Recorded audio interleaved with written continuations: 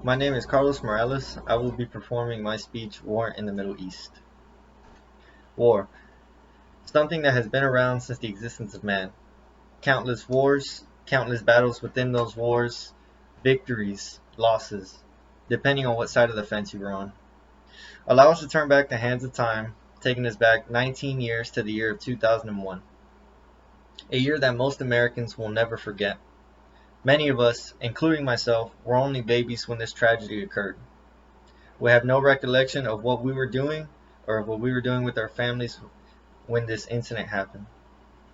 We are, of course, talking about the unfortunate event of 9/11, the day that would ultimately resort to the United States waging war on terrorism, a war that we still fight to this day. This means that American troops have been fighting, sacrificing, and dying overseas on foreign soil in order to carry out the mission of the United States basically ever since I was born.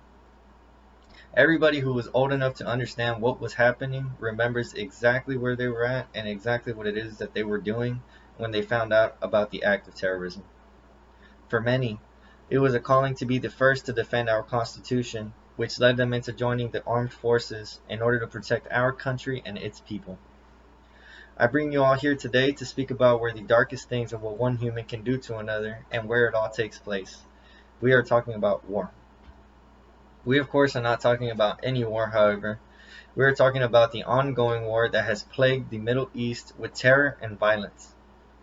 The same war that a lot of us have probably have had some sort of family or that is fighting or who has fought in order to keep us safe. Nowadays, Americans are still very separated on terms of political views and moral values. Instead of agreeing to disagree, most Americans will either stand on the far left or stand on the far right. Very few are smart enough to do what we did when this tragedy happened, and that is meeting in the middle. I was not old enough to see it for myself, but the ones who were speak about how truly great and inspiring it was to see all Americans come forth as one. At that time, it did not matter who you were voting for. All that mattered was that we came to the conclusion of, we love our country. What are we as Americans going to do about this? Which is in fact what weighed in the heavy decision of protecting the nation we built by leaving our homes and going overseas straight into the heart of terrorism, which is the Middle East. The beginning of the war was horrific to say the least. War itself is horrifying, but this was a war like one we have never seen before. Going into a completely new environment from which we are not used to is always one of our greatest challenges. In World War II, it was urbanized warfare where we had to push through urbanized cities through France and Germany in order to defeat the Axis. In Vietnam, our troops had to adapt to the scorching and intense heat and humidity, but that was the least of the worries, seeing as they had to worry about Vietnamese snipers hiding in trees and random kamikaze troops hiding in foxholes all throughout these jungles that they were being patrolled. Moving on to the current war, and we come across a new type of war. Not just the fact that this one takes place in a sandy desert, but the enemy harbors new weapons of mass destruction. War has never been clean or pretty. It has always been dirty and ugly.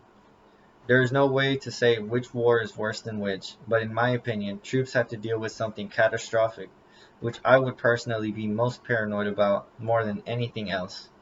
We're talking about IEDs, or improvised explosive devices, which are also known as handmade bombs made by terrorists.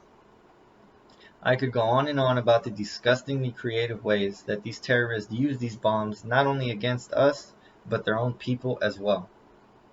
I will only give a few examples in order to paint a real picture of the differences in all of these wars. Most know about the countless IEDs which are set on main roads, which are to target heavy infantry American assault vehicles, which carry American troops. Another way is they will strap an IED onto a human being who is either willing to die or usually somebody who is mentally handicapped in order to take advantage of them and send them into a crowd of civilians or American troops. And well, you know what happens after that.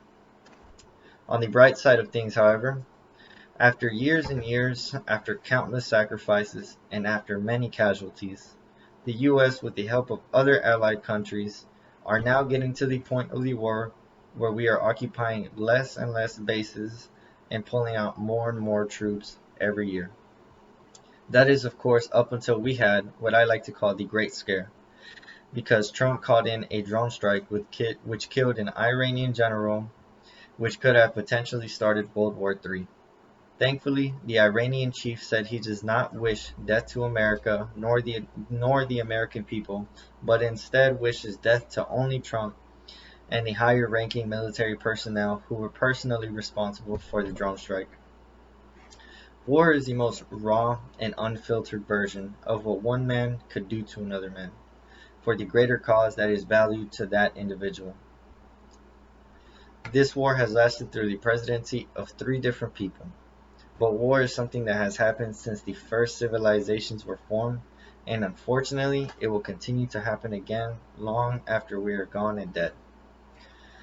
It could even happen again within our lifetimes because it has already happened once.